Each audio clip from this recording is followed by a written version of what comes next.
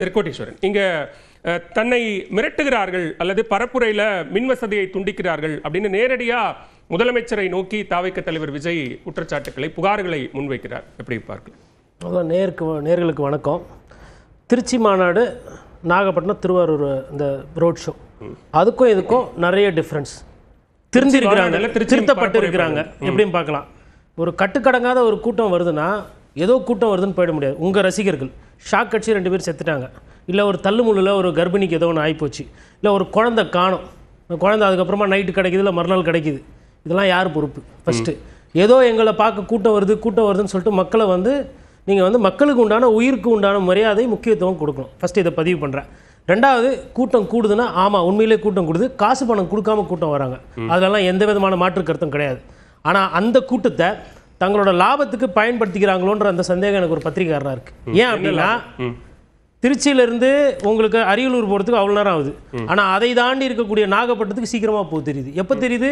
Court good வைத்து கேள்விகள் கேட்கும்போது. கூட்டம் சந்திலேருந்து வருவாங்க, அங்கேருந்து வருவாங்க, இங்கேருந்து வருவாங்க, எங்கேருந்து வேணால் வருவாங்கங்க. வர கூட்டத்தை நீங்கள் ஒண்டி தான் உச்சக்கட்ட நடிகர், நீங்கள் ஒண்டி தான் அரசியல்வாதி மாதிரி கிடையாது. உங்களுக்கு விட நீங்களே சொல்கிறீங்க ஹெலிகாப்டர் பார்த்து கும்பிட்டவங்களாம் காலம்லாம் இருக்குன்ற மாதிரி. அப்படி அன்னைக்கு எதனா தள்ளுமுள்ளில் எதனா உயிர் சேதம் ஆயிருந்தாலோ, இல்லை மக்களுக்கு பாதிப்பாயிருந்தாலோ, அது அந்த கட்சியை தான் சார். அது ஃபஸ்ட்டு ஞாபகம் வச்சுக்கணும். கூட்டம் வருதுன்றதுக்கோசரம் அதை வைத்து ஒரு நல்ல அரசியல், மக்கள் பிரச்சனையெல்லாம் பேசியிருக்காரு. 100 விழுக்காடு அதை வரவேற்கிறேன். முதல்வரோட நீங்கள் வெளிநாட்டில் முதலீடு பண்ண போனீங்களா, இல்லை முதலீட்டு பண்ண போனீங்களான்லாம் கேள்வி கேட்குறாரு. சாலை போக்குவரத்து பற்றி பேசுகிறாரு. பிரிட்ஜ் வேலையாக நடக்கலை, ரயில்வே, அதில் கூட மத்திய அரசு எந்த கேள்வி கேட்கணும், மாநில அரசு எந்த கேள்வி கேட்கணும்னு தெரியாமல் எல்லாமே லைனாக கேட்குறாங்க. அதே மாதிரி இப்போது வீக்கெண்ட் அரசியல் பற்றி இப்போ வரோம். நம்ம குற்றச்சாட்டில் அதுவும் வருது. சனிக்கிழமை அப்படின்னா எனக்கு அது புரியல. அரசியல் என்பது 24 மணி நேரமும் மக்கள் சிந்தனைக்கு தொடர்புடையது. மக்களுக்கு பிரச்சனை எல்லா நாளும் இருக்கும், எல்லா நாளும் ஒரு அரசியல் தலைவர் சந்திப்பாங்க. இந்த மாதிரி சனிக்கிழமை இதுவரையில் திட்டவணை அட்டவணை போட்டு யாரும் சந்தித்ததில்லை. நான் என்ன சொல்கிறேன்னா, நாளைக்கு ஒரு சனிக்கிழமை ஏதோ ஒரு பெரிய ஒரு திருவிழா நடக்குது ஒரு ஊரில், அப்போ உங்கள் டேட்டு கிளாஷ் ஆகுது, இல்லை மழை பெய்யுது, அப்போ அந்த சனிக்கிழமை போச்சா? ஏங்க இன்னைக்கு போயிட்டு நீங்க பாத்தீங்க இல்ல, அதுக்கு தான் ஒரு விளக்கம் சொல்றாருல. மக்கள் வார நாட்கள்ல வேலைக்கு போறவங்க இருக்காங்க, மக்களுக்கு இடையூறு ஏற்படுத்த கூடாது, அந்த ரீசன் சொல்றாரு. அந்த விளக்கம் அவங்களுக்கு தெரியாத அரசியல் நம்ம சொல்லுவோம். என்ன அப்படின்னா, நீங்க போனீங்க இல்லைங்களா ஸ்பாட்டு, அதுல பக்கத்துல கீழ்வெள்ளூர், நாகப்பட்டினம், வேதாரண்யம், நன்னிலம், திருவாரூர், திருத்துறைப்பூண்டி, மன்னார்குடி, மயிலாடுதுறை, பூம்புகார், சீர்காழி, கிட்டத்தட்ட 10 சட்டமன்ற தொகுதி இருக்கு. இந்த 10 சட்டமன்ற தொகுதி எடுத்தீங்கன்னா ஒரு 25 லட்சத்து 35 லட்சம் பேர் இருப்பாங்க மக்கள். இப்போ 1 பாயிண்ட் 2 பாயிண்ட் நீங்க போகும்போது என்ன ஆகுனா, எல்லா கூட்டமும் அங்கே வரும். பொதுவா ஒரு அரசியல் தலைவர் என்ன பண்ணுவாங்கன்னா, நீங்க என்ன விட அண்ணன் ஷாம் அவர்களுக்கு நல்லா தெரியும் அந்த டெல்டா பத்தி. ஒரு நாள் திருவாரூருக்கும் நாகப்பட்டினத்துக்கும் அது போதுமான்னு கேட்க சொல்லுங்க. பத்தவே பத்தாது. ஏன்னா மக்கள் பிரச்சனை இருக்கு. அதுக்கப்புறம் வீக்கெண்டு சொல்றாங்களே, நாகப்பட்டினம் மக்களை நீங்க புரிஞ்சிருந்தீங்கன்னா உங்களுக்கு நல்லா தெரியும். அவங்களுக்கு ஒவ்வொரு நாளும் நிறைய பேர் அங்கே விவசாய கூலிகள். அதனால தான் கீழ்வெள்ளூர்லயோ திருத்துறைப்பூண்டிலையும் கம்யூனிஸ்ட் கட்சி இன்னமும் வாக்கு வாங்கிட்டு இருக்கு. இல்லைன்னா காங்கிரஸ் கட்சியோ திமுகவோ என்னைக்கு அவங்க பார்சல் பண்ணி அமைச்சிருப்பாங்க. ஒவ்வொரு நாள் வேலைக்கு போனதான் கூலி. நீங்க சனிக்கிழமை போனாலும் அவங்களுக்கு கூலி பிரச்சனை வரும், ஞாயிற்றுக்கிழமை போனாலும் கூலி பிரச்சனை வரும். அது பிரச்சனை கிடையாது. அதே மாதிரி மீன் பிடிக்கிறது பிரதான பிசினஸ். எங்க பூம்புகார் எடுத்துக்கிட்டு நீங்க வெள்ளிக்கிழமை சனிக்கிழமை அவங்க போய் மீன் பிடிக்க மாட்டாங்களா? அவங்க மீனை பிடிச்சி எடுத்துட்டு வந்து வியாபாரம் பண்றதே ஞாயிற்றுக்கிழமை தான். அப்ப அதனால நான் சனிக்கிழமை வைக்கிறேன்றது அது பொருள் ஆகாது. இன்னொன்னு, நாகப்பட்டினம் கூட்டம் ஏன் கம்மியா இல்ல பிரச்சனை இல்லாம இருக்குன்னா, அது ஊரக பகுதி. இதே நீங்க திருச்சியிலயோ இல்ல கோயம்புத்தூர்லயோ இல்ல சென்னையிலயோ வச்சீங்கன்னா நகரம், அதிக பேர் வரும்போது வாகன நெரிசல் வரும். அதனால இன்னொன்னுங்க, இந்த கரண்ட் பிரச்சனை, இந்த ஸ்பீக்கரை இது பண்ணது, நான் என்ன கேட்கிறேன்னா, எந்த ஒரு அரசாங்கமும் சரி, இப்ப எடப்பாடி பழனிசாமி அவர்களும் பஸ் எடுத்துன்னு போறாரு, அங்கேயும் ஒரு சில நேரத்தில் ஸ்பீக்கர் வேலை செய்யல, ஒரு சில நேரம் பான் கத்துது ஸ்பீக்கர். அதற்கு அவர் இபி டிபார்ட்மெண்ட் குறை சொல்லிட்டு இருக்காரு. அங்கேயும் பிரச்சனைகள் வருது. காவல்துறை போது இப்ப எங்களுக்கு ஒத்துழைப்பு கொடுக்கறதுலன்ற குற்றச்சாட்டு அவங்களும் வைக்கிறாங்க. ஆனா எல்லாத்துக்குமே நீங்க தான், அதாவது உங்க மைக்கு வேலை செய்யாததுக்கு நீங்க இன்னொன்னு கையை இவ்வளவுதான் தூக்கணும், இப்படிதான் நிக்கணும் பஸ்ல. ஐபிஎஸ் அதிகாரிகள் எழுதக்கூடிய ஆர்டர் காப்பி, ஜிஓ, நான் ஒரு பத்திரிகைக்காரனாவும் ஒரு வழக்கறிஞராகவும் நானும் பார்த்துக்கிறேன். அப்படியெல்லாம் 45 டிகிரியில கையை வைங்க, இவ்வளவுதான் தூக்கணும் அப்படின்லாம் பண்ண மாட்டேன். இது கிண்டல், புரியுதுங்களா? நீங்க கேட்ட ஸ்பாட்டு கொடுக்கல, அது உண்மை. உங்களுக்கு நிபந்தனைகள் கொடுக்குறாங்க, பிரச்சனைகள் இருக்கு. காரணம் என்னன்னா, ஒரு சில தொண்டர்கள், உங்க தொண்டர்கள் நீங்களே சொல்ற மாதிரி கட்டுக்கு அடங்க மாட்டேன்றாங்க. அதனால ஏதோ ஒரு பிரச்சனை ஆச்சுன்னா எஸ்பி தலை தான் உருளுவாங்க.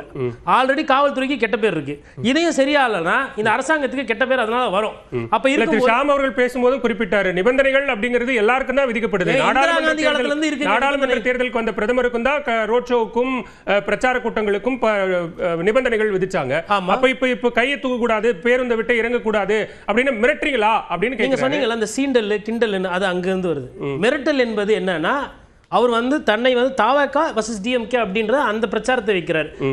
திமுகவை வந்து எதிர்த்து பேசினாதான் ஆளுகின்ற கட்சியா இருக்கிறதுனால நமக்கு வாக்கு கிடைக்கும், ஆட்சியிலிருந்து அகற்றணும் அப்படின்ற அந்த நோக்கம், அவர் கேட்கிற கேள்வி மக்கள் சார்ந்த பிரச்சனை பேசியிருக்காரு, அதெல்லாம் வரவேற்கிறேன். ஆனா ஒரு கூட்டத்தை எப்படி கூட்டணும், ஒரு பிரச்சாரம் எப்படி பண்ணணும். நான் என்ன கேட்குறேன்னா, இதே நீங்க வந்து நாகப்பட்டினம் 3 சட்டமன்ற தொகுதி, நாகப்பட்டினத்துக்கு ஒரு நாள், திருவாரூர் ஒரு நாள், மயிலாடுதுறை ஒரு நாள், அதே மாதிரி பக்கத்தில் தஞ்சாவூர் ஒரு நாள், அந்த மாதிரி நீங்க பிரிச்சு மாவட்டத்துக்கு 3 சட்டமன்ற தொகுதி, 2 சட்டமன்ற தொகுதி குறைஞ்சு அழகா போய் திண்ணை பிரச்சனை மாதிரி பண்ண முடியாது. உங்களுக்கு கூட்டம் நிறைய வரும். சொல்றாரு நாங்க ஒரு ட்ரையல் அண்ட் எரர் மெத்தட்ல பண்ணுவோம்.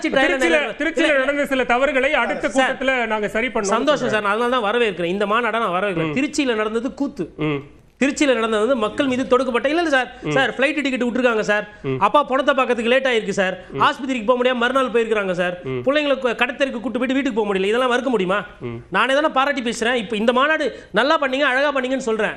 நல்லா இருந்ததுன்னா நல்லா இருக்கு. நீங்க கேட்ட கேள்வி நான் முதல்வர் அமர் மீதோ திமுக மீதோ வைத்த கேள்வி எதனா நான் குறை சொன்னா, என்னோட பிரச்சனை ஒரு பத்திரிகைக்காரனா மக்கள் எவ்வாறு நடத்தப்படுகிறார், மயக்காட்சி விழுறாங்க, குடிக்க தண்ணி இல்ல, ஏதோ ஒரு செஞ்சிருக்காங்க சார், குடிக்க தண்ணி ஆம்புலன்ஸ் வசதிலாம் செஞ்சிருக்காங்க சார், அதெல்லாம் பண்ணிருக்கீங்க, பத்தல. என்ன நீங்களே சொல்ற மாதிரி உங்களுக்கு கூட்டம் நிறைய வருது, அப்ப கூட ஆம்புலன்ஸ் போடணும், கூட தண்ணி வைக்கணும். மக்கள் வந்து ஒரு ஆர்வத்துல வராங்க, ஒரு சந்தோஷத்துல வராங்க விஜய் அவர்களை பார்க்கணும்னு. அப்படி வரவங்களை நீங்க எப்படி நடத்துறீங்கன்றதா நான் கேட்கிறேன். இது இந்த நிலைமை. இன்னொன்று, நீங்கள் அடிக்கடி போய் மக்களை சந்திக்க ஆரம்பிச்சிட்டிங்கன்னா கண்டிப்பாக அவங்களுக்கு என்ன ஆகிடும், இவர் நம்மவர், இவரை பார்க்கறது ஒன்றும் அரிது கிடையாது, நம்ம ஊருக்கு வருவார், நம்ம பிரச்சாரத்துக்கு வருவார், நம்ம கிட்ட அடிக்கடி வருவார், அதனால் அந்த ஆர்வம் கம்மியாகிட்டு அவர் ஒரு சாதாரண அரசியல்வாதி, நமக்கு உண்டானவராக பார்க்க ஆரம்பிப்பாங்க, எளிய தலைவராக பார்ப்பாங்க. ஆனால் எளிய தலைவராக காட்டாமல் அண்ணன் ஷாமனை கரெக்டாக சொன்னார், கிட்டத்தட்ட மோடி அவர்கள் மாதிரி தான் ஸ்டேஜில் பவுன்சரே கிடையாது. தொண்டர் அணின்றது ஒன்று கிடையாது. தொண்டர்களை வந்து நீங்க காவல்துறை வைத்து கட்டுப்பட முடியாது. நீங்க இந்த கட்டுப்பாடுகளை அதிகப்படுத்தினீங்கன்னா, தொடர்ச்சியா இப்படியே கட்டுப்பாடுகள் விதிச்சீங்கன்னா நான் நேரடியா போய் மக்களை சந்திக்க வேண்டிய நிலைமை வரும் அப்படின்னு சொல்றாரு. இல்ல அது அப்போ ஓகே, நாளைக்கு வந்து இதுவரையிலும் இயற்கை ரீதியா அண்ணன் விஜய் அவர்களுக்கு எல்லாமே நல்லபடியா போதுங்க. நாளைக்கு ஏதோ ஒரு பிசிறு தட்டுச்சு, நீ கூட ஏதோ ஒரு வண்டி வந்து கான்வாயில போகும்போது தட்டி விட்டு ஒரு நியூஸ் சேனல் சேர்ந்த ஒரு வண்டி ஏதோ கவிழ்ந்த மாதிரி எனக்கு செய்தி வந்து, ஏன்னா எதுக்கும் ஒருத்தருக்கும் இந்த மாதிரி ஏதோ ஒரு சம்பவம் நடக்குது, இல்ல பெருசா ஏதோ ஒரு பிரச்சனை நடக்குதுன்னு வச்சுக்கோங்களேன், யாருங்க பொறுப்பெடுத்துக்கிறது? அப்போ பொறுப்பெடுக்கும் போது அவங்க என்ன பண்ணுவாங்க, போலீஸ், நீங்களே சொல்றீங்க காவல்துறை அனுமதி தரலன்னா யாருக்கு நஷ்டம்? மக்களை போய் சந்திக்கணும், பிரச்சாரம் பண்றது உங்க நோக்கம், உங்களுக்கு தான் ஓட்டு தேவை, மக்களுக்கு வந்து ஒன்றும் பிரச்சனை கிடையாது. மக்களுக்கு வந்து நீங்க போய் கேட்கும் போது நான் என்ன சொல்றேன்னா, நீங்க கொஞ்சம் கொஞ்சமா விஜய் அப்படியே மூடி எக்ஸ்க்ளூசிவா கொடுக்குறீங்க. விஜய் ரேஷன் கடையில உணவு தானியம் ஒரு தாராளமாக நீங்க காட்டினீங்க, அவரை வந்து மக்கள்கிட்ட அறிமுகப்படுத்திங்கன்னா இந்த இது இருக்கா, இந்த தேவை இருக்கா, அந்த ஆசை இருக்கு பாருங்க. விஜய் பார்க்கணுன்றது அவரோட கருத்தை விட அரசியலை விட அந்த ஆசை தான் அதிகமா இருக்கு. முதல்ல அந்த ஆசையை குறைத்து அவர்களுக்கு உண்டான ஒரு தலைவரா நீங்க மாறணும். அதுதான் தன்னெழுச்சி இயல்பா இருக்கு, அதை ஒன்றும் பண்ண முடியாது. சரி, நாளைக்கு ஏதாவது ஒன்று ஆச்சுன்னா அப்போ ஊடகங்கள்லாம் அப்போ நிலைப்பாடெல்லாம் மாறும். சொல்றாங்க அது மாறும்.